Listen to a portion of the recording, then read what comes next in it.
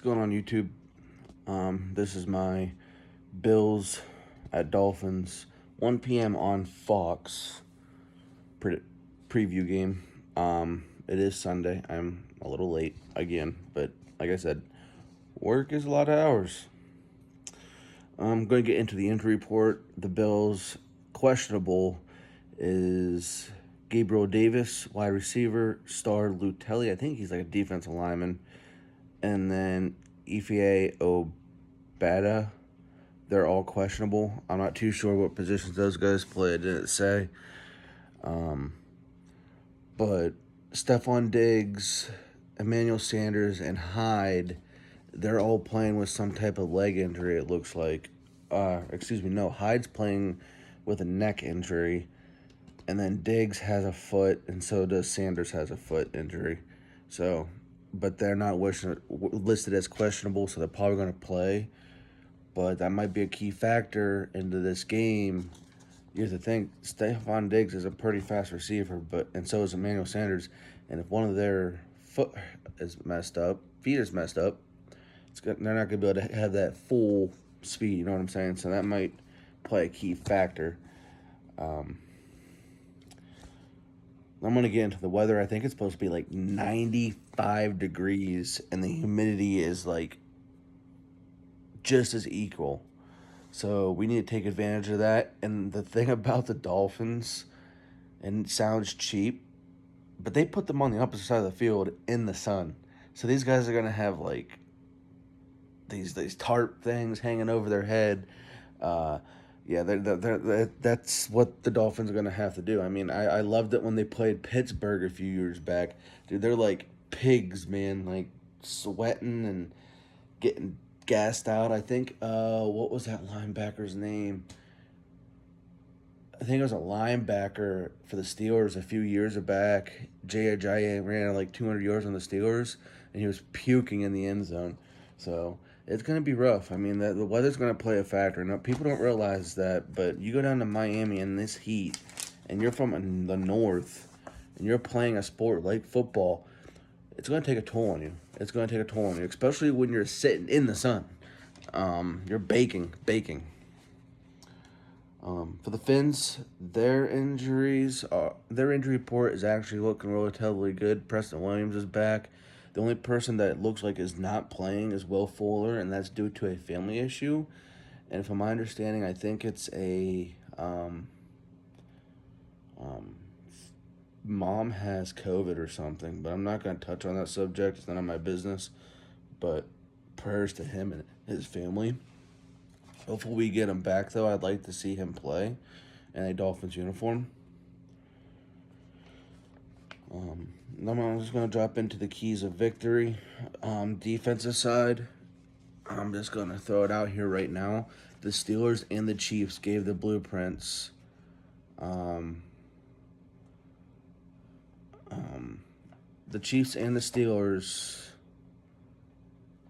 gave the blueprint on how to beat the Bills.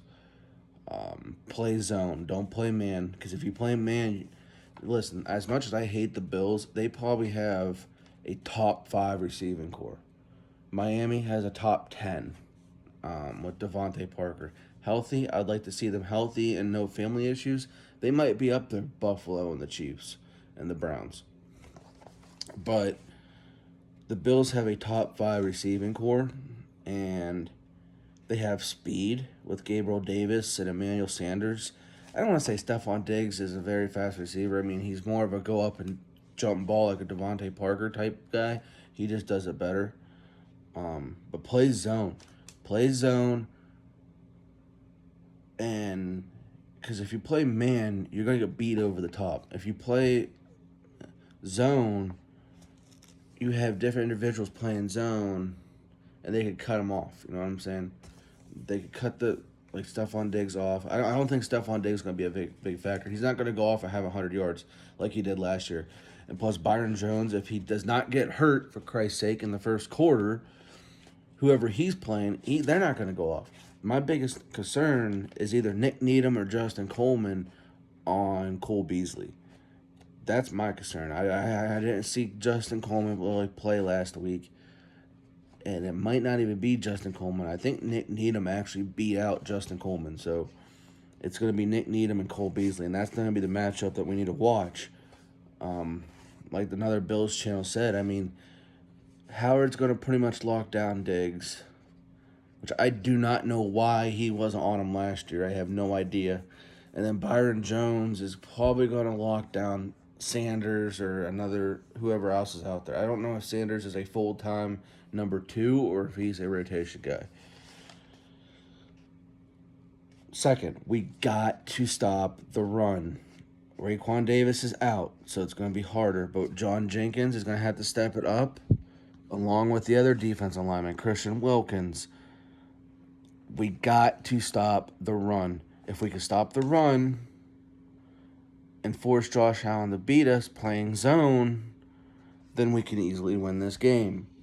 But if they get 6 yards a pop, especially like New England. See, New England was a little bit different. They got 6 yards a pop on long down and distance runs.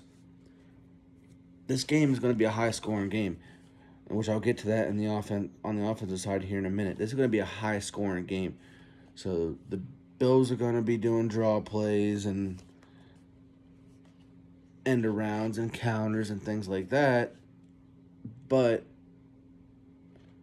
they're on a much more potent offense than the Patriots. So we got to limit their run. Limit the run, period. The tackle, now for the Buffalo Bills offensive line, their tackles looked really bad. From the time that I seen, they were getting pushed back to Josh Allen, and Josh Allen wasn't having enough time on both sides of the tackles. There was times where TJ Watt, I think. Yeah, TJ Watt and Melvin Ingram were just pushing their tackles straight back. Push them straight back. No resistance, no nothing. We need to take advantage of that. And I think Emmanuel Ogbah could take advantage of it. Him and Jalen Phillips. I think Jalen Phillips is going to have a very big game. He's going to come out, and this might be his breakout game. Who knows? I hope it is. I want to see what he can actually do. But the tackles for the Bills did not look good on the times that I seen him play last week. Off onto the offense for Tua, RPO, run pass option. The times that we ran it last week, and this is why I don't like 2 offensive coordinators, because it looked like one offensive coordinator called the plays for one drive, and the other offensive coordinator called the plays for the other drive. And the one that was calling the RPOs, the run pass options, it was working because they went right down the field and scored on the first drive and the second drive of the second half. So RPO. I don't care if we run any other type of play. It confuses the defense. It keeps the defense honest, and Tua can run the offense like that. And hurry up if you need to. Hurry up. We're playing in Miami in 91-degree weather. Don't let those guys get a break. You guys are used to this weather. The Dolphins are used to the 91. They swim in 91-degree weather. This ain't going to affect them. This is going to affect the Bills. Hurry up offense. Don't let them get set. I think now you actually have to let them get set, but you know what I mean. Don't let them get a rest. Don't let them get a breather. Just hurry up. Run pass options, screens, quick slants. We ran a couple quick slants. Like last week, Devontae Parker caught a quick slant on a dime pass by Tua to help win the game last week. Second, better offensive line play. If we want to be more explosive, Tua has got to have the time. Granted, the things I do see out of Tua are good, but I can't get a full evaluation of Tua if you don't have time. You know what I mean? And we said this about Tannehill. Look at Tannehill. Is he the best quarterback in the league? No, but has he been top 10 the past couple of years? Yeah, and he's led the Titans, I think, to the playoffs once. With that, he's got a freaking offensive line in front of him. He never had an offensive line in front of him in Miami. He was like the most hit quarterback in his first 3 seasons, more than Big Ben was. Third, our tight ends are back. Adam Shaheen is coming off the COVID list, which is good. We have literally top 5 tight end core. And even Travis Kelce over the summer came out and said that. And led by Mike Gesicki. Travis Kelce praises Mike Gesicki. And he says he's a top 5 tight end. So we got to get Mike Gesicki and our tight ends involved in this one. Because they're going to try to lock down Devontae Parker. And we're going to have to target Levi Wallace. Levi Wallace is their worst corner, I think. And if whoever's lined up on Levi Wallace, I hope they have a big day.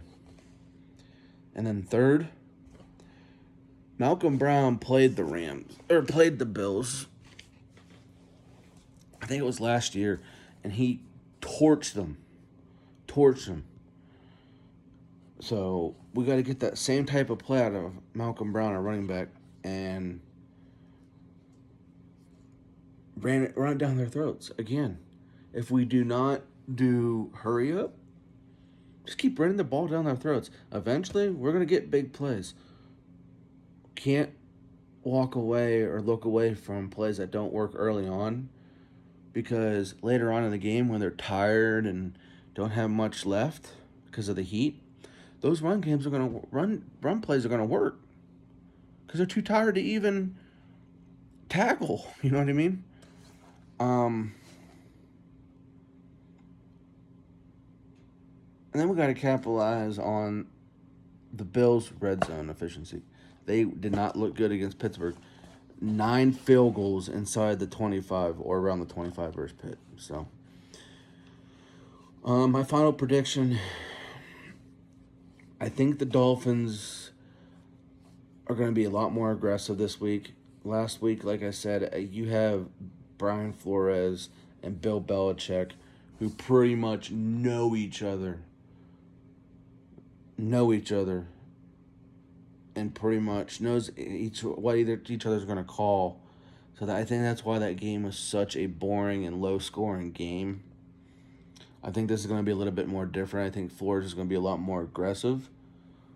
And I think that the Dolphins have a little bad taste in their mouth. If you remember last week of the season, they lost 56-26 against the good old Buffalo Bills. And a lot of the players that were on that Dolphins team is back, and they have a little chip on their shoulder.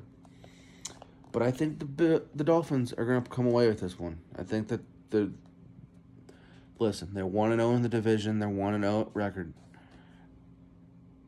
and they are not getting no respect. They didn't get no respect for the win last week. And granted, did the Patriots lose the game themselves?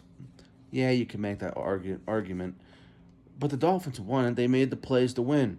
The defense made the plays to win. So, I'm going to go out on a limb. Dolphins will win at home. And when I do this prediction, I'm going to give the Bills the win at their house. Not hating on the Bills, but I'm going to say it's going to be a 28-20 win. The Bills are going to still struggle in the red zone and kick field goals. Yeah, 28-20 win, Dolphins. But that's my prediction. Hope you guys enjoyed it. And I will do a reaction video hopefully Monday or Tuesday of the actual outcome. And people that do watch this, start liking and commenting if you would really want. Because when I get to 1,000 subscribers, if people do subscribe and I get to 1,000 views, I might do a giveaway for the Dolphins fans. If there are Dolphins fans watching this. Maybe like a $20 hat or something. Or anything, you know. I really want to grow this, so. But yeah, like, subscribe, and comment. And yeah, go Dolphins. And good luck to your guys' teams if you are a Dolphins fan and you're just watching this. Fins up, baby.